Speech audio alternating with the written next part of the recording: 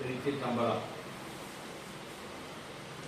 செந்தமிழே உயிரே, புரியுதா? செந்தமிழே உயிரே நருந்தேனே. எது தமிழ்? செந்தமிழே உயிரே நருந்தேனே செயலினை மூச்சினை உனக்களித்தேனே. தமிழ் கழித்தேனே. செயலினை மூச்சினை உனக்களித்தேனே நைந்தாய் எனில் நைந்து போகும் என் வாழ்வு. தமிழ் நீ வந்து தொய்வடைஞ்சிட்டன்னு சொன்னா எங்களுடைய வாழ்க்கையும் தொய்வடைஞ்சிடும். நன்னிலை உனக்கெனில் எனக்கும் தானே. நீ நல்ல நிலைமையில இருந்தீன்னா யார் நல்ல நிலைமையில இருந்தா? தமிழ். தமிழ் நல்ல நிலைமையில இருந்தா நானும் நல்ல நிலைமையில இருப்பேன். இப்ப திரும்பி சொல்ற பாருங்க.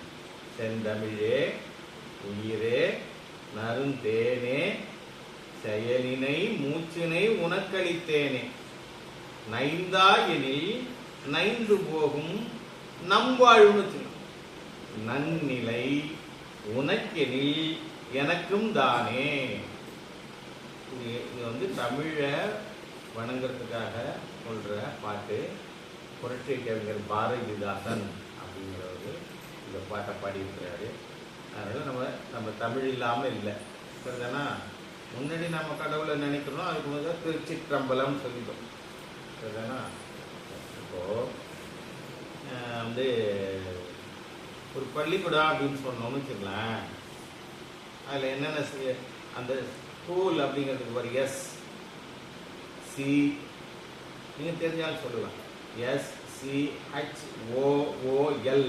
தானே ஸ்கூல். இங்கிலீஷில் ஸ்கூல், தமிழில் பள்ளிக்கூடம் சொல்கிறோம். SCHOOL சரிதானா?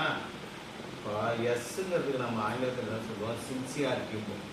அதாவது ரொம்ப பொறுப்பாக கடமையாற்றக்கூடிய இடம் பள்ளிக்கூடம் ஒன்று. அடுத்தது எஸ்க்கு அப்புறம் சி. சி சி வந்து கேரக்டர். கேரக்டர் நல்ல நடத்தையை சொல்லி தருவது பள்ளிக்கூடம். புரியுதா? புரியுதா? SCH ஹேபிட், நல்ல பழக்க வழக்கங்களை சொல்லிக்கூடிய இடம், சொல்லிக் கொடுக்கக்கூடிய இடம் பள்ளிக்கூடம். சரிதானா? சின்சியாரிட்டி, கேரக்டர், ஹேபிட், அப்புறம் ஒபீடியன்ட், கீழ்ப்படிந்து நடக்க கற்றுக் கொடுப்பது பள்ளிக்கூடம். ஒபீடியன்ட் சரிதானா? அது இதெல்லாம் கற்றுக் கொடுக்குதா ஸ்கூலு? கற்றுக் கொடுக்குதா இல்லையா? நல்லா பேசுங்க. கற்றுக் கொடுக்குது. Very good. அடுத்தது எஸ் சொல்லிட்டோம், சி சொல்லிட்டோம், H சொல்லிட்டோம், O சொல்லிட்டோம். இன்னொரு ஓ வருது. ஒரு ஓ ஒபீடியன்ட், கீழ்ப்படிவது அப்படிங்கிறத கற்றுக் கொடுக்குது, பணிவு அப்படிங்கிறத. இன்னொரு ஓ அப்சர்வேஷன், நல்ல விஷயங்களை கல்வியை உற்று நோக்குதல். கவனிக்கணும்ல, நல்ல விஷயங்களை கவனிக்கணும்ல, வகுப்புல பாடங்களை நல்லா கவனிக்கணும்ல. அதுக்கு தான் உற்று நோக்குதல்னு சொல்லித்தர இடம் பள்ளிக்கூடம். SCHOO கடைசியில் ஒரு எல் இருக்கு. அதில் நீங்கள் இங்கிலீஷில் ஸ்கூல்னு எழுதிருந்ததுன்னா பாருங்க, இந்த எழுத்து வரும். SCHOOL. L for learning. லேர்னிங்னா கற்றுக்கொள்ளுதல். மேல சொன்ன விஷயங்கள் அனைத்தையும் ஒட்டுமொத்தமாக நமக்கு கற்று தரக்கூடிய இடம் எது? பள்ளிக்கூடம். வெரி குட், பள்ளிக்கூடம். சரிதானா? சரிதானா? இப்போ நான் நிறைய இடங்கள்ல போகும்பொழுது இதெல்லாம் பார்க்கறது, இப்படிலாம் இருக்குதா அப்படின்னு சொல்லி. ஆனா இங்க வந்து உங்க சார் வந்து உங்க மிஸ்ஸு இதை வந்து அடித்தளமாக போட்டு எல்லா விஷயங்களும் சொல்லி கொடுத்து கொண்டு வருகிறார்கள். நான் சொன்ன எஸ்ல எது சொன்னேன் இல்லையா? அவ்வளவு சரிதானே? சரிதானே? எல்லா விஷயங்களும் சொல்லி கொடுத்து கொண்டு வருகிறார்கள். அதை வந்து நம்ம ரொம்ப பாராட்டணும். சொல்லி அங்க பாத்தீங்கன்னா சரி பாடம் நடத்தணும், பசங்களுக்கு முடித்தோம் அனுப்பிட்டோம் அப்படிங்கிறது இல்லாம அதை தாண்டி உங்களுக்கு எவ்வளவு விஷயங்களை உங்களுக்கு உள்ள கொண்டுட்டு வர முடியுமோ அவ்வளவு விஷயங்களை அக்கறையோடு அவர்கள் கொண்டு வருகிறார்கள். அதை தான் இங்க நான் பார்த்தேன். அதுக்கு உதாரணமா தான் நீங்க இப்ப ஆத்திசூட்டிலாம் சொன்னீங்க இல்லையா? அவன் திருக்குறள் வந்து அவன் பாட்டு சொல்லிட்டே இருக்கான், அழகா சொல்லிட்டே இருக்கான். அவன் அதிகாரம் அடுத்த அதிகாரம் போயிட்டே இருக்கிறான். நான் தான் போதும் அப்படின்னு சொல்லி. சரிதானே? சரிதானே? அதனால அந்த வகையில சிறப்பா உங்களை வழி நடத்துகிறேன், இந்த பள்ளிக்கூடத்தை சிறப்பாக நடத்திக்கிட்டு இருக்கிறேன். உங்களுடைய தலைமை ஆசிரியர் அவர்களுக்கும் உங்களுடைய ஆசிரியர் அவர்களுக்கும்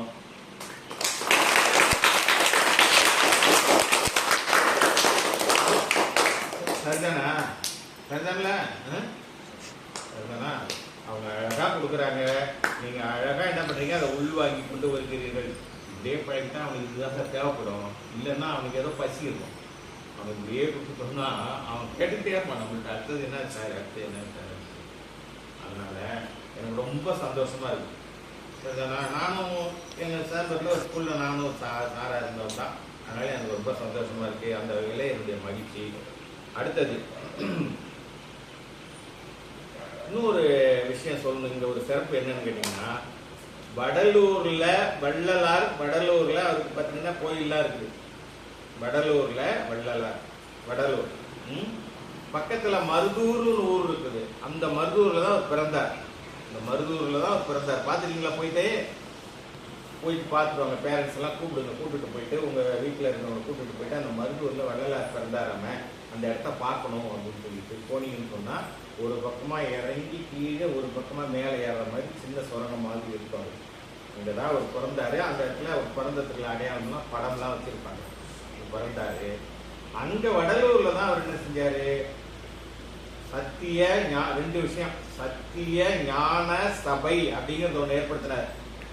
ஞானம்னா அறிவு, ஞானம்னா இப்போ நம்ம ஸ்கூல்ல சொல்கிறோம் இல்லையா, அப்போ அதை வந்து சபை அப்படின்னு சொன்னாங்க. மக்களுக்கெல்லாம் கூப்பிட்டு வச்சுட்டு என்ன பண்ணாரு, ஞான சபை, ஞானத்தை அறிவை மக்களுக்கு போதித்தார். யார் போதித்தது? வள்ளலார். வள்ளலார். அவருடைய பேரு ராமலிங்க சுவாமிகள், அருள்பிரகாச வள்ளலார். சரிதானா? மக்களுக்கு ஞானத்தை போதித்தார். இப்ப நீங்க புதிய ஆட்சி சொன்னீங்க இல்லையா, அது உங்களுக்கு ஞானத்தை இவர்கள் போதித்தார்கள். அப்படிதானே வந்தது, அது அப்படிதானே வந்தது. அதே போல அவர் போதிச்சிருக்கிறார். அப்படி கொஞ்ச நாள் பார்த்தா சில பேர் வருவாங்க, சில பேர் வரமாட்டேங்கிறாங்க. என்ன எதுன்னு தெரியல, அப்படி வர்றதும் வராது மாதிரி இருந்துட்டு இருக்காங்க. அதெல்லாம் பெருமான் விசாரிக்கிறார். ஏன் இன்னைக்கு பார்த்தா 2-3 பேர் வரல, அடுத்த நாள் பார்த்தா 2 பேர் வரல அப்படின்னு சொல்லும்போது, அப்புறம் அதை விசாரிச்சா அவங்கெல்லாம் பசியோடு இருக்காங்க சார். சாப்பாட்டுக்கே பிரச்சனை அவங்களுக்கு. முதல்ல வயிற்று பசி இருக்கு, அதனால என்ன பண்றாங்க, அதுக்காக எங்கேயோ ஓடி வேலைக்கு அங்க இங்க போயிடுறாங்க, அதனால வர முடியல அப்படின்னு வள்ளலார்ட்ட சொன்னாங்க. ஏன் வரலங்கிறதுக்கு காரணம், இப்ப நீங்களே யாராவது பையன் வரலன்னா கேட்பாங்கல்ல, அவன் ஏன் வரலன்னா பக்கத்து விட்டுருக்கான் யாரு, அந்த தெருவில் இருக்கிறவங்க யாருன்னு சொல்லுவான். அவன் இது மாதிரி ஊருக்கு போயிருக்கான், இல்லை அவனுக்கு உடம்பு சரியில்லை அப்படின்னு சொல்லுவீங்களா? அத மாதிரி அங்க வந்தவங்க சொன்னாங்க. அப்புறம் தான் நினைச்சாரு, நம்ம ஞானத்தை மட்டும் போதிக்கிறதுக்காக ஞான சபை அப்படிங்கிறத ஏற்படுத்தி அறிவை மட்டும் கொடுத்துக்கிட்டே இருக்கிறோம். யார் கொடுத்துட்டு இருந்தது? வள்ளலார். கவனிச்சுட்டே வரணும், அப்படியே வரணும். நான் கேட்கும் போதும் சொல்லணும், நீங்க கவனிக்கிறீங்களாங்கிறத சின்ன சின்ன கேள்வி கேட்ப வரணும். சரிதானா? அதுக்கப்புறம் வரலங்கும் போது அப்பா அவனுக்கு பசி இருக்கு, சாப்பாடு பிரச்சனை இருக்கு, அதனாலதான் அப்படின்னு நினைச்சுதான் என்ன பண்ணாரு, முதல்ல சத்திய ஞான சபை, அறிவை போதிப்பதற்கு, ஞானம் அறிவு சபைன்னா இது மாதிரி கூடும் இடம் அப்படின்னு சொல்லி அது. இப்ப என்ன பண்ணாரு, ஓஹோ அப்ப நம்ம முக்கியமா அதை விஷயத்த மறந்துட்டோம் அப்படின்னு சொல்லிட்டு அடுத்தது சத்திய தர்மசாலை, 2 மறந்துடக்கூடாது. சத்திய ஞான சபை, அது சொல்லிவிட்ட விளக்கம். அடுத்தது பசிப்பினியை போக்கணும் அப்படிங்கிறதுக்காக சத்திய தர்மசாலை அப்படின்னு ஏற்படுத்தினார். என்ன செஞ்சிருப்பாருன்னு பசிப்பினியை போக்குறதுக்கு சாப்பாடு போட்டிருக்காங்க. சாப்பாடு போட்டு அவர் அன்னைக்கு ஏற்றி வச்சு அடுப்பு வச்சு சமைச்சு போட்ட அந்த அடுப்பு வடலூர்ல இன்னைக்கு எரிஞ்சிக்கிட்டே தான் இருக்கும். அப்ப எரிஞ்சிக்கிட்டே இருக்குன்னா வெறும் அடுப்பு எரிஞ்சிட்டு இருக்காது, சாப்பாடு சமைச்சுக்கிட்டே இருப்பாங்க. புரியுதா? இப்ப 2 விஷயம் சொல்லுங்க, சத்திய ஞான சபை, வெரி குட். அடுத்தது சத்திய தர்மசாலை. ஞான சபை என்ன கொடுத்தது? அறிவை கொடுத்தது. தர்மசாலை எதை போக்கியது?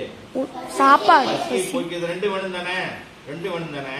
இப்போ நீங்க சார் சொன்னாங்க, நம்ம வள்ளலார் கோயில்ல போயிட்டு மத்தியானம் என்ன பண்ணோம்னு சொன்னாங்க, சாப்பாடு எல்லாருக்கும் போட்டோம் இல்லையா, சாப்பாடு எல்லாரும் போட்டாங்க இல்லையா, அது என்ன சத்திய தர்மசாலையா சத்திய ஞான சபையா? சத்திய தர்மசாலை. வெரி குட், சத்திய தர்மசாலை. இப்போ புதிய ஆத்திச்சூடி எல்லாம் படிச்சு சொன்னீங்க, திருக்குறள் எல்லாம் படிச்சு சொன்னீங்க. இப்ப நான் வள்ளலார் பத்தி ஏதாவது சொல்லணும்னு வந்திருக்கிறேன். இப்ப இதுக்கு பேர் என்ன? சத்திய ஞான சபை. சத்திய ஞான சபை. இப்ப வடலூர்ல நான் சொன்ன ரெண்டு இருக்குது, சத்திய தர்மசாலை, சத்திய ஞான சபை. ரெண்டையும் உருவாக்குனவர் வள்ளலார், அருட்பிரகாச வள்ளலார், ராமலிங்க சுவாமிகள். சரிதானா? இப்போ இந்த இடத்துல அந்த ரெண்டும் இருக்குதா இல்லையா? சத்திய தர்மசாலையும் சத்திய ஞான சபைக்கும் உதாரணமா இங்க இருக்கா இல்லையா? இருக்கு சார். நல்லா சொல்லுங்க. இருக்கு. தர்மசாலை எங்க இருக்கு? தர்மசாலை எங்க இருக்கு? மத்தியானம் போனீங்களே அங்க வள்ளலார். வள்ளலார், அதுதானே தர்மசாலை தானே அது. நீங்க அங்க போயிட்டு சாப்பாடு போட்டீங்க அப்படின்னு சொன்னா அப்ப அது என்ன? அது தர்மசாலை. தர்மசாலை. அப்ப ஞான சபை ஸ்கூலு. Very good. ஞான சபை எது? அப்போ வடலூருக்கு எப்படி ரெண்டு சிறப்பு இருக்குதோ அது போல இந்த சொப்பன்கொல்லை கிராமத்திலும் ரெண்டு சபை இருக்கு. சரி, இதுக்கெல்லாம் காரணம் யாரு? வள்ளலார். விதை போட்டாரு அன்னைக்கு. இப்ப இன்னைக்கு அதை நடைமுறைப்படுத்தினது யாரு? இங்க நடைமுறைப்படுத்தி இருக்குது யாரு? சார் நடைமுறைப்படுத்திட்டு இருக்காங்க. மிஸ் ஒத்துழைப்பா இருக்கிறாங்க. அங்க வள்ளலார் கோயில் வச்சிருக்காங்க இல்லையா? பார்த்தா பெரிய பெரிய அளவில் விழாலாம் நடத்துவாங்க வருஷத்துக்கு வருஷம். அதுக்கு சில அவருடைய அவதார நாள் பூசம் அப்படியெல்லாம் வரும்போது பார்த்தப்ப 11ஆம் தேதி பூசம் வருது. இந்த மாதிரி நாள்லாம் அங்கேயும் வந்து சிறப்பாக விழாக்கள்லாம் கொண்டாடுவாங்க. இப்போ எனக்கு என்ன சந்தோஷம், அங்க எப்படி சத்திய ஞான சபையும் சத்திய தர்மசாலையும் வடலூரிலே இருக்கிறதோ அது போல இங்கேயும் என்ன சொல்லுங்க நீங்க? இங்கேயும் சத்திய ஞான சபையும் இருக்கு, சத்திய தர்மசாலையும் இருக்கு. இரண்டும் இருக்கு இருக்கிறது. அப்படிங்கும் போது அதுக்கு மூல காரணமா இருக்கக்கூடியவங்க உங்க சாரு, உங்க மிஸ், அப்புறம் அந்த கோயிலில் இருக்கிறவங்க நிர்வாகம் பண்றாங்க இல்லையா? இவங்களாம் சேர்ந்ததை சிறப்பாக செய்கிறார்கள். அந்த வகையில மீண்டும் எனக்கு இன்னொரு மகிழ்ச்சி. ஆனா இப்ப நான் மகிழ்ச்சியை சொல்றேன்னு சொன்னா அது கூடவே செய்தியும் சொல்லிட்டு வரேன், கவனிக்கணும். அது கூடவே செய்தியும் சொல்லிட்டு வரேன். சரிதானா? சரி, இப்ப நம்ம இன்னும் வள்ளலார் பத்தி இன்னொரு 2 செய்தி பார்ப்போம். வள்ளலார் படம் பார்த்துருக்கீங்களா? பாத்துருக்கீங்களா? எப்படி இருப்பாரு? யாராவது எழுந்துச்சு நின்று காட்டு, அவர் எப்படி படத்துல இருக்காரு சொல்லு. நீ காட்டு, நீ தப்பா இருந்தா நான் சொல்றேன். எழுந்து. வள்ளலார் படத்துல எப்படி இருக்காரு? எப்படி இருக்காரு? நல்லா நல்லா நல்லா கை எப்படி வச்சிருப்பாரு, அதானே? இப்படி வச்சுட்டு இருக்காரு, அதானே? அதுதானே முக்கியமான சொல்ல வர. அப்படி வச்சிருப்பாரா? அப்புறம் என்ன நிறத்துல ஆடப்பட்டிருப்பாரு? வெள்ளை நிறத்துல ஆடப்பட்டிருப்பாரு. அவனுக்கு எல்லாம் ஒரு ஜோர ஒரு கை தட்டு.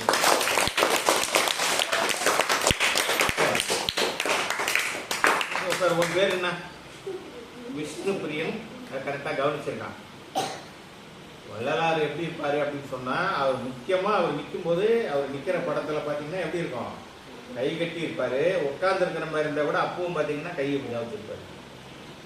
சரிதானா? ஒண்ணு அவர் 2 விஷயம் சொல்றாரு நமக்கு. ஒண்ணு, நாம ஆடையை தூய்மையாக அணிய வேண்டும். அவருடைய அந்த ஆடையை பாருங்க, அப்படியே பளிச்சுன்னு இருக்கும். சரிதானா? பளிச்சுன்னு இருக்குமா? அப்போ அதுல இருந்து நாம கத்துக்க வேண்டியது என்னன்னு கேட்டா, நம்முடைய ஆடையை நாம தூய்மையா அணியணும். தூய்மையா பளிச்சுன்னு நல்லா தூய்மையா அணியணும். ஒண்ணு. இன்னொன்னு, கையை கட்டிட்டு இருக்காரு இல்ல, ஏன்டா கையை கட்டிட்டு இருக்காரு? முன்னாடி யாராவது அவங்க சாரு இருந்து கையை கட்சி நில் அப்படின்னு சொன்னாங்களா? ஏன் கையை கட்டிட்டு இருந்தாரு தெரியுமா? இப்படி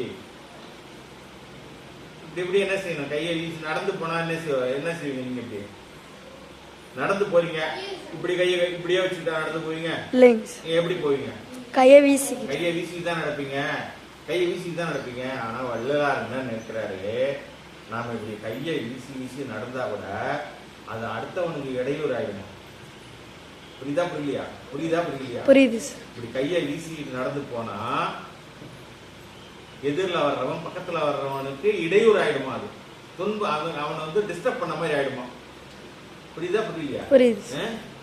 அதனால என்ன செஞ்சாராம், நாம கை கட்டி தான் நடக்கணும்னு. கை வீசி நடப்பது கூட அடுத்தவருடைய சுதந்திரத்தில் தலையிட்டதாகும் என்று வள்ளல் பெருமான் கருதி கைகட்டி நடந்தார். கைகட்டி தான் இருந்தார். இப்போ ரெண்டாவது விஷயம் நம்ம வள்ளல் பெருமானுக்கு என்ன தெரிஞ்சுட்டு இருக்கோம்? ஒன்று தூய ஆடை, இன்னொன்று கை கட்டி கை வீசி நடக்காமை. கை கட்டி இருந்தது. ஏன் இருந்தது? யாராவது சொல்லுங்க. இப்ப நான் சொன்னல, ஏன் அவர் கையை வீசி நடக்கல? ஏன்னா அடுத்தவங்களுக்கு டிஸ்டர்பண்ட் ஆகும். அடுத்தவருடைய இப்ப நீங்க வேகமா கை வீசி நடக்கிறேன்னு சொன்னா, இப்ப இவர் மேல இடிச்சுக்குதுன்னு சொன்னா, அப்ப நம்ம அடுத்தவங்களோட சுதந்திரத்துக்குள்ள போறோம். அவங்களுடைய இப்ப அவங்களுக்குன்னு ஒரு ஸ்பேஸ், ஒரு இடம் இருக்கு, உனக்குன்னு ஒரு இடம் இருக்குது இல்லையா? உட்காந்துருக்கீங்களா? அப்படி உட்காந்துருக்கீங்க இல்லையா? அதுல அடுத்தவர்களுக்கு இடையூறு வரக்கூடாதுன்னு நினைச்சுதான் அவர் வந்து கை கட்டி நடந்தார். அதனாலதான் அது படத்துல பாத்தீங்கன்னா உட்கார்ந்து இருக்கும்போது கூட இப்படி கை வைப்போம், நின்றுட்டு இருக்கும்போது கூட கை வைப்போம். அதுதானே நீ காட்டின, அதுதானே காட்டின. நீ அந்த இடத்துல கொஞ்சம் குழம்புன, சரியா செய்டா அப்படின்னு சொன்னா என்ன பண்ண? அப்புறம் நல்லா கையை எப்படி காட்டின? காட்டினீங்க காட்டினீங்க. அது ஒண்ணு. ஏற்கனவே தர்மசாலை ஞான சபை 2 சொல்லிட்டோம். யார் நிறுவனது? அதெல்லாம் வள்ளலார்.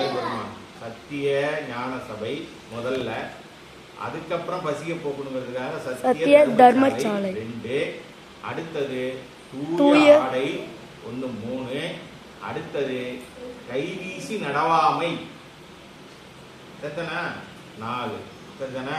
சரி. அவர் இன்னொரு இடத்துல ஒரு வரி ஒன்று பாடியிருக்காரு அவரு. நான் முன்னாடி அந்த வரியை சொல்றேன், அதுக்கப்புறம் அதை அதை வந்து உங்கள்கிட்ட அது எப்படி இருக்குன்னு நம்ம பார்ப்போம். அவர் சொல்றாரு, ஒத்தாரும் உயர்ந்தாரும் தாழ்ந்தாரும் எவரும் ஒருமை உளராகி உலகியல் நடத்த வேண்டும் அப்படின்னு சொல்றாரு. இப்ப ஒத்தார் அப்படின்னு சொல்லணும். இதுல யாரு 5th? 5வது 2 பேர் வா, நீங்க 2 பேர் வா.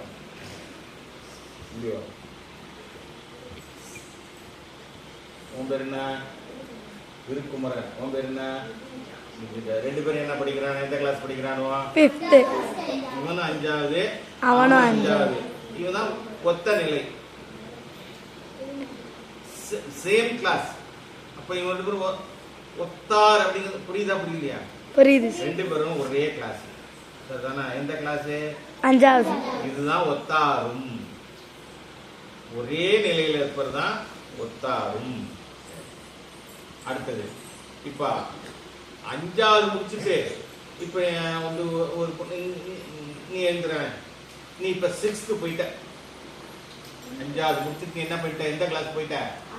6வது போயிட்ட. அப்ப நீ இவரோட ஒத்தாரா, நீ உயர்ந்தாரா? எல்லாரும் சொல்லு, யாரு விட சொல்லலாம். உயர்ந்தார். ஏன்? ஏன்னா அவங்களோட பெரியவங்க. என்ன ஆயிடுச்சு? கிளாஸ் 6. இங்க நில்லு. ஒத்தாரும் உயர்ந்தாரும். சரிதானப்பா? புரியுதாப்பா? 4th யாராவது ஒருத்தான்? 4th ஒரு பையன் சுத்திக்கா ஒருத்தன் உடைய, ஒரு பையன் உடைய. நீ 6வது தள்ளி நில்லு. 6வது தள்ளி நில்லு. சரி. இங்க பாரு, இப்ப இங்க பாரு, நடுப்புற 2 பேரும் இங்க முடியும். ஒத்தாரும் 2 பேரும் ஒரே நிலை. உயர்ந்தாரும். இந்த அக்கா 6வது போயிட்டாங்க. உயர்ந்தாரும். இவன் 4th 4வது. ஒத்தாரும் தாழ்ந்தாரும். புரியுதா? ஒரு வகுப்பு கம்மியா இருக்கான்ல, ஒரு வகுப்பு கம்மியா இருக்கான்ல. ஒத்தாரும் உயர்ந்தாரும் தாழ்ந்தாரும். அப்புறம் என்ன சொல்றாரு? எவரும், எல்லாரும் தான். இப்ப நீங்க எல்லாரும் இப்ப சேர்ந்துட்டுதான் அர்த்தம் கூட. இப்போ ஒரே வகுப்புல படிக்கிறவனா இருக்கலாம், உயர்ந்த வகுப்புல படிக்கிறவனா இருக்கலாம், அவனுடைய சின்ன வகுப்புல படிக்கிறவனா இருக்கலாம். எப்படி இருந்தாலும் எவரும் எல்லோரும் ஒருமை உளராகி ஒற்றுமை உடையவர்களாகி, நல்ல கவனி, ஒருமை உளராகி ஒற்றுமை உடையவர்களாகி இந்த உலகத்தை நடத்த கற்றுக்கொள்ள வேண்டும். முதல்ல ஸ்கூல்ல நீங்க உங்களோட பெரிய வகுப்பு பையன், உங்களோட சின்ன வகுப்பு பையன், எல்லா பையனோடையும் நீங்க என்ன செய்யணும்? எப்படி இருக்கணும்? சேர்ந்து இருக்கணும். சேர்ந்து இருக்கணும், ஒற்றுமையா இருக்கணும். அதுதான் ஒருமைன்னு சொல்றாரு. இப்ப இந்த நான் சொல்ற திருப்பி உங்களுக்கு பொருள் புரியுதா பாருங்க. ஒத்தாரும் உயர்ந்தாரும் தாழ்ந்தாரும் எவரும் ஒருமை உளராகி உலகத்தை நடத்த வேண்டும். சரிதானா? யார் சொன்னா இது? வள்ளலார். யார் சொன்னா? வள்ளலார். புரியுதாப்பா? புரியுது. புரியுதாப்பா? நான் வகுப்பை வச்சு சொன்னேன். நான் வகுப்பை வச்சு சொன்னேன். புரியுதா? வேற எந்த நிலைமையா இருந்தாலும் ஒத்தார் உயர்ந்தார் தாழ்ந்தார் எவரும் எல்லோரும் எப்படி வாழ வேண்டும்? ஒற்றுமையுடையவராகத்தான் எந்த நிலைமையிலும் எந்த பாகுபாடும் பார்க்கக்கூடாதுன்னு சொல்றாரு. இது ஒரு நல்ல கொள்கை தானே? இது நல்ல கொள்கை தானே? நல்ல கொள்கை தானே? அவன் சின்ன கிளாஸ் படிக்கிறான், அவன்கிட்ட நம்ம ஏன் பேசணும் அப்படின்னு நினைக்கலாமா? இந்த அக்கா 6வது கூட்டாமடா, பெரிய அக்கா, நம்ம 5வது தான் படிக்கிறோம் அப்படின்னு நினைக்கலாமா? நினைக்க கூடாது. சரிதானே? என்ன புரியுதா? அதனால எந்த வகையிலும் நீங்க வேறுபாடே பார்க்க கூடாது. அவர் சொல்ல வருது புரியுதா? எல்லோரும் ஒற்றுமையா இருக்கணும். எந்த வகையிலும் வேற எந்த காரணத்திலையும் நீங்க வேறுபாடு பார்க்க கூடாது. வெளிப்பட்டு போங்க. புரியுதா? புரியுதா? சொல்லுங்க பாப்போம். ஒத்தாரும் உயர்ந்தாரும் தாழ்ந்தாரும் எவரும் ஒருமை உளராகி உலகியல் நடத்த வேண்டும். மறப்பீங்களா? மறக்க மாட்டோம். மறக்கவே கூடாது. வாழ்க்கை முழுக்க நீங்க கடைபிடிச்சீங்கன்னா எங்கேயும் பிரச்சனை வராது. எந்த இடத்துலயும் உங்களுக்கு சிக்கல் வருதா, தகராறு வருதா, ஒத்தாரும் உயர்ந்தாரும் தாழ்ந்தாரும் ஒருமை உளராகி உலகில் நடத்த வேண்டும் வல்லரா சொல்லியிருக்கிறாரு. அப்ப நாம என்ன செய்யணும்? அந்த இடத்த அந்த கொள்கையை இப்ப நம்ம கடைபிடிச்சோம்னு சொன்னா ஒற்றுமைங்கிறது அது வந்துடும். தானா ஒற்றுமை வருமா வராது? அது ஒண்ணு. அடுத்தது இன்னொன்னு, இந்த வள்ளலாருக்கு ஒரு வள்ளலாருக்கு மந்திரமே என்ன சொல்லுவாங்கன்னா, அருட்பெருஞ்சோதி அருட்பெருஞ்சோதி தனிப்பெருங்கரணி அருட்பெருஞ்சோதி அப்படின்னு சொல்லுவாங்க. ஜோதி சுடர் விளக்கு. அவர் சின்ன பிள்ளைல இருந்தே விளக்கு அவருக்கு ரொம்ப பிடிக்கும். விளக்கேற்றி வைத்து உங்களை மாதிரி சின்ன பிள்ளையிலே என்ன பண்ணுவாரு? அவர் வீட்டுக்கு ஒரு அறைக்குள்ள உள்ள போயிட்டு விளக்கேற்றி வச்சுட்டு வழிபடுவார். சின்ன பிள்ளையிலே அவருக்கு அந்த பழக்கம் இருந்தது. இப்ப நீங்க கார்த்திகை தீபம் வருது இல்ல, கார்த்திகை தீபம் வருது இல்ல, அதுல பாத்தீங்கன்னா சாயந்தரம் என்ன பண்ணுவாங்க தெரியுமா? விளக்கேற்றி வைப்பாங்க தெரியுமா? அகல் விளக்கேற்றி வைப்பாங்க இல்லையா? மண் அகல் பாத்துருக்கீங்களா? மண் அகல் பாத்துருக்கீங்களா? பாத்தீங்களா? ஏற்றி வைக்கிறாங்கல்ல. சரி, கவனிப்பா. இப்ப அந்த அகல் விளக்குல என்ன விஷயம் இருக்குன்னு சொல்ற பாரு. இங்க பாரு, அந்த அகல் மண்ணு. அகல் மண்ணு.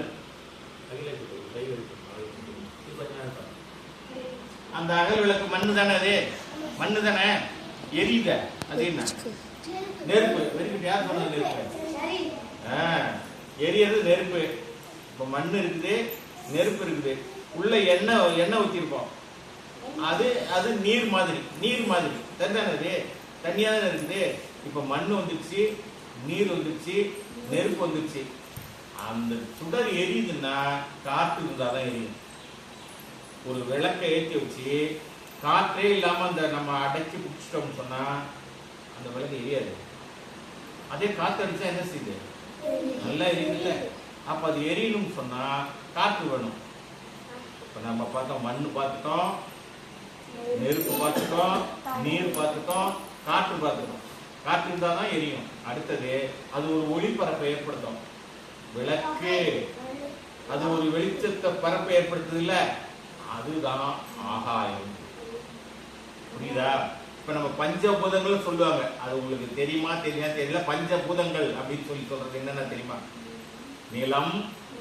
இப்ப நான் சொன்னதை வச்சு நீங்க சொல்லலாம். நிலம், நீர், காற்று, ஆகாயம், இன்னொன்னு நெருப்பு. நிலம், நீர், நெருப்பு, காற்று, ஆகாயம். இந்த ஐந்தையும் இப்ப நம்ம எதுல பார்த்தோம்? எதுல பார்த்தோம்? ஒரு அகல் விளக்கு, மண் அகல் விளக்குல பார்த்தோம். சரிதானா? அப்ப விளக்கேற்றி வைக்கிறோம் சொன்னா, ஒரு மண் அகல்ல நாம் விளக்கேற்றுறோம் சொன்னா எந்த ஐந்தையும் நாம் வழிபடுகிறோம்? சொல்லு. நீர், காற்று, நெருப்பு, ஆகாயம். ஐந்தையும் வழிபடுகிறோம். இந்த ஐந்தும் இல்லாம இந்த உலகம் இல்லை. நல்லா கவனிச்சுக்கோ. நிலம் இல்லாம முடியுமா? இது இல்ல. திடீர்னு இது போச்சுட்டு நான் பாரு அப்படியே ரெண்டா புறம் பாரு அப்படின்னு ரெண்டா அப்படி பிரிஞ்சுக்கிட்டு என்ன பண்ணுவோம் நாமெல்லாம்? என்ன செய்வோம்? நிலம் வேணும்ல, நீர் வேணும்ல, தண்ணீர் இல்லாம இருக்க முடியுமா? கொஞ்சம் மிஸ் அனுப்பலன்னு சொன்னா உடனே மிஸ் தண்ணி குடிக்கணும் அப்படின்னு கேக்குறீங்களா? நீர் வேணும், நெருப்பு வேணுமா இல்லையா? எல்லாமே மின் ஆற்றல் தான். இப்ப இந்த மின்சாரம் எல்லாமே வந்து நெருப்பினுடைய ஆற்றலால் தான் இருக்குது. ஏன்டா தொட்டா அப்படி சாக்கடிக்குதுல்ல, கரண்ட்ல கை வச்சுட்டா சாக்கடிக்குதுல்ல. அப்போ அதோட இல்ல வீட்டுல நம்ம நெருப்பு இல்லாம எதுவும் முடியுதா? நெருப்பு இல்லாம அடுப்பு பத்த வச்சு சமைக்கிறதுக்கு நெருப்பு அடிப்படையாக தேவைப்படுது இல்லையா? அப்புறம் காற்று எங்க நீங்க சுவாசிக்கிறத நிறுத்திக்க பார்ப்போம். போக்கு வாயு கட்டியா அழுத்தி சுத்தி இருக்க முடியுமா? அங்க என்ன போயிட்டு வருது? மூச்சு காற்று போயிட்டு வருது இல்லையா? அப்புறம் ஆகாயம். ஆமா, அதுதான் நிறைய விஷயங்களுக்கு அடிப்படையா இருக்குது. சூரியன், சந்திரன், அந்த போட்டிருக்காங்க கோள்கள் எல்லாம் ஆகாய பரப்புல இருக்குது. சரிதானா? அதை தான் என்ன சொல்றாரு, அதற்கு நாம நன்றியுடையா இருக்கணும் அப்படின்னு சொல்லிட்டு தான் வள்ளல் பெருமான் என்ன செய்யறாரு, விளக்கேற்றி வைத்து வழிபடுகிறார். விளக்கேற்றி வைத்து வழிபடுகிறார். அதனாலதான் அவருடைய மந்திரமே அருட்பெரும் ஜோதி. ஜோதி ஜோதி. அப்புறம் அது சொல்லிட்டாரா? அடுத்தது தனிப்பெரும் கருணை. அவர் மந்திரத்துல வரும் அருட்பெருஞ்சோதி, அருட்பெருஞ்சோதி, தனிப்பெருங்கருணை, அருட்பெருஞ்சோதி, கருணை அப்படின்னு சொன்னா அத அவர் என்ன சொல்றாரு, ஜீவகாருண்யம் சொல்றாரு. ஜீவன்னா உயிர், காருண்யம்னா கருணை. உயிர்களிடத்தில் இரக்கம் கொள்ள வேண்டும், அதான் கருணை. இப்போ சத்திய தர்மசாலை ஏற்படுத்துறான்னு சொன்னோம்ல, அது கருணையா இல்லையா? உயிர்களிடத்தில் கொண்டிருக்கிற அன்பினாலதான், உயிர்களிடத்தில் கொண்டிருக்கின்ற கருணையினாலதான் சத்திய தர்மசாலை ஏற்படுத்தினார். அப்புறம் சத்திய ஞான சபையை ஏற்படுத்தி அறிவை போதிச்சாரு, அதுவும் கருணை தானே, உயிர்கள் மேல் உள்ள கருணை தானே. அப்போ நீங்க ரெண்டு விஷயம், நம்மை வாழ வைக்கின்ற பஞ்சபூதங்களுக்கு நன்றி செலுத்தணும். பஞ்சபூதம்னா பூதம்னு நினைச்சுக்காதீங்க, பேய் பிசாசுன்னு நினைச்சுக்காதீங்க. பஞ்சபூதம் சொன்னா எது ஞாபகத்துக்கு வரணும்? நிலம், நீர், நெருப்பு, காற்று, ஆகாயம். அது இல்லாம உலக இயக்கம் இல்லை. அதனால இங்க என்ன செய்யணும்னா, விளக்கேற்றி வைத்து வழிபடும் பொழுது பஞ்சபூதங்களுக்கு நாம நன்றி செலுத்துறோம் அப்படிங்கிறத ஞாபகம் வச்சுக்கணும். காலையில நீங்க எல்லாம் மறந்துட்டாலும் சாயந்தரம் 6 மணிக்கெல்லாம் கரெக்டா விளக்கேற்றிக்கணும். எத்தனை மணிக்கு? 6 மணிக்கெல்லாம் நீங்க என்ன செய்யணும்? கரெக்டா விளக்கேற்றிக்கணும். அம்மா பாத்தீங்கன்னா செய்யறாங்களா? விளக்கேற்றி இருப்பாங்க, பாத்திருக்கீங்களா? இப்ப போய் அம்மாவை நீங்க கேள்வி கேட்கலாம், இந்த விளக்கை பத்தி உனக்கு தெரியுமா? யார கேட்பீங்க? அம்மா. என்ன நீ விளக்க பத்தி தெரியும், என்ன சொன்னாங்க நீ என்ன கேள்வி கேட்கிற அப்படின்னு. அதை பாரு. இப்ப நம்ம வீட்டுல பித்தளை விளக்கு இருந்தா அதுல மண்ணு வராது, அகல் விளக்குன்னு வச்சுக்கோ, அதுல என்ன இருக்கும்? அதுதான் விளக்கு. பித்தளை விளக்கெல்லாம் நம்ம வசதிக்காக ஏற்படுத்திக்கிறது. பித்தளை விளக்கு, வெள்ளியில விளக்கு, அதெல்லாம் நம்ம வசதிக்காக. ஆனா விளக்குன்னு சொன்னா மண் அகல் தான். பாரு, அதுல நிலம் இருக்கிறது, நீர் இருக்கிறது. எங்கடா நீர் இருக்குன்னு கேட்பாங்க. அதுல என்ன இருக்குல்ல, அதுதான் நீர். நெருப்பு இருக்கிறது, ஆமா எரியுது அப்படிம்பாங்க. காற்று இருந்தாலும் எரியும், காற்று. அப்புறம் அது ஒரு ஒளிபரப்பை ஏற்படுத்துது, அதுதான் ஆகாயம் அப்படின்னு நீங்க போயிட்டு என்ன செய்யலாம், அவங்ககிட்ட நீங்க இந்த ஒரு உரையாடல பேசலாம், உங்க வீட்டுல இருக்கிறவங்கள்ட்ட பேசலாம். சரிதானே? இந்த பஞ்சபூதங்களுக்கு நன்றி செலுத்துறோம். ஆமா, நம்ம விளக்கேற்றிக்கிறோம் அப்படின்னு சொல்லணும். செய்யணுமா இல்லையா? நமக்கு ஒரு உதவி செய்யறாங்கன்னா அது செய்யணுமா இல்லையா? இந்த இந்த இந்த நீ 5வது வரைக்கும் படிக்கிற, இந்த மண்ணு தான், இந்த கிளாஸ் தான் உன்னை தாங்கிட்டு இருக்கா? அது முடியாதுன்னு சொன்னா என்ன பண்ண முடியும்? முடியாது அப்படின்னு சொல்லிச்சுன்னா நம்மளால முடியாது இல்ல, நம்மளால அப்புறம் நமக்கு உட்கார்ந்து படிக்கணும்ல. அப்ப அதுக்கு நன்றி சொல்லணும்ல. நம்ம விளக்கேற்றி வைத்து வழிபட்டால் இந்த 5 பஞ்சபூதங்களுக்கும் நாம நன்றி செலுத்தவளாகிறோம். இத ஒரு இது அவர் இந்த விளக்கேற்றி வைத்து வழிபடுவதுங்கிறதுக்கு பல காரணம் சொல்லியிருக்கிறாரு. உங்களுக்கு இந்த சின்ன காரணம் புரியுதுங்கிறதுக்காக எளிமையா ஒரு விஷயம் சொன்னேன். அடுத்தது கருணை அப்படிங்கிறதுக்கு சத்திய தர்மசாலையும் சத்திய ஞான சபையும், அதாவது உயிர்களிடத்தில் இரக்கம் காட்டுதல், உயிர்களிடத்தில் அன்பு செலுத்துவது. அதுக்காக தான் அவர் என்ன செஞ்சாரு, சத்திய தர்மசாலையும் சத்திய ஞான சபையும் ஏற்படுத்தினார். என்ன ஊர்ல ஏற்படுத்தினார்?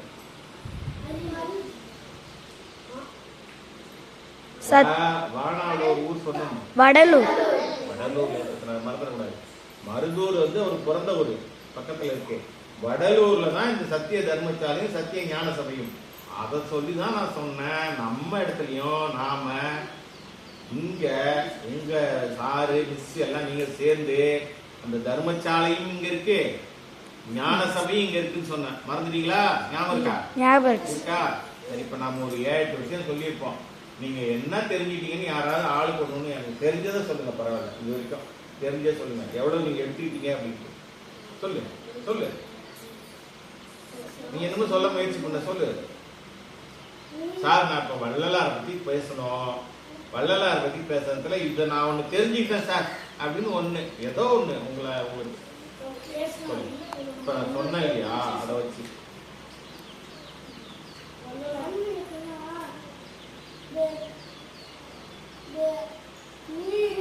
சரிப்பா. நீ என்ன சொல்ல வரனா, அகல் விளக்குல நிலம் நீர் நெருப்பு காற்று ஆகாயம் 5 இருக்குன்னு சொல்ல வர, அதானே? அதானே சொல்ல வந்தாவன், சரிதானே? Very good. ஓகே, வேற நம்ம கை வீசி நடக்க கூடாதுன்னு தெரிஞ்சுக்கிட்டோம். அவன் தான் உதாரணமா இருந்தா அதான் சொல்ல போறான்னு நினைச்சா அவன் வந்து இங்க வந்துட்டான். கை வீசி நடப்பது கூட அடுத்தவருடைய சுதந்திரத்துக்கு இடையூறு என்று எண்ணினார். அது ஒரு தெரிஞ்சுட்டோம். அப்புறம் உடை, தூய்மையான உடை அப்படிங்கிற ஒரு விஷயம் தெரிஞ்சுக்கிட்டோம். அப்புறம் பசி பிணி போக்க வேண்டும். அதுக்குதான் நம்ம வள்ளலார் கோயில்ல போயிட்டு நீங்க இந்த மத்தியானம் என்ன பண்ணீங்க? அன்னதானம் பண்ணீங்க இல்லையா? பண்ணீங்க இல்லையா? Very good. பசி பிணியை போக்கணும். அததான் ஒரு மந்திரத்திலே இருக்குது, தனி பெரும் கருணை அப்படின்னு. சரி, வேற? சரி, ஓரளவு நம்ம இந்த அளவு தான் விஷயங்கள், ஒரு 5-6 விஷயங்கள்லாம் நம்ம தெரிஞ்சுட்டு இருக்கிறோம். அதெல்லாம் நீங்க கவனிச்சுட்டு இருக்கீங்க. இப்போ ஒரு வள்ளலார் எழுதின ஒரு அட்டை ஒண்ணு இருக்கு, 2 அட்டை தான் இருக்கு. இங்க ஒண்ணு கொடுப்பேன், இங்க ஒண்ணு கொடுப்பேன். அந்த அட்டையில அவர் என்ன எழுதியிருக்கிறாருங்கிறத எனக்கு சொல்லிட்டீங்கன்னா நம்ம முடிச்சிடும், அவ்வளவுதான். இப்போ நான் இதுக்கப்புறம்லாம் ஒன்றும் நான் இப்போ இதுக்கப்புறம்லாம் வேற உங்களுக்குலாம் ஒன்றும் சொல்ல இல்லை. ஒரு 5-6 விஷயம் நம்ம தெரிஞ்சுக்கிட்டோம், சரிதானா? இன்னும் போக போக நம்ம என்ன செய்யலாம், அடுத்த இதுலலாம் நம்ம நிறைய விஷயங்கள் தெரிஞ்சுக்கலாம். நான் இப்போ ஒரு ரெண்டு அட்டை கொடுக்குறேன். 5வது பாய்ஸ் வந்து வாங்கிக்கோ, 5வது கேர்ள்ஸ் வந்து வாங்கிக்கோ. அதுல வள்ளலார் எழுதுனது தான் அது, இந்த அட்டை. அவர் எழுதுனது தான் நான் எடுத்து எழுதிட்டு வந்திருக்கேன். இதுல என்ன இருக்குன்னு நீங்க எனக்கு சொல்லணும். வாங்கிக்க கேர்ள்ஸ், 5வது கேர்ள்ஸ் 5வது கேர்ள்ஸ் வந்து வாங்கிக்கோ. நீங்க எல்லாருமே கலந்து பேசலாம், கலந்து பார்க்கலாம். அதுல என்ன இருக்குன்னு டக்குன்னு சொல்லுவாங்க.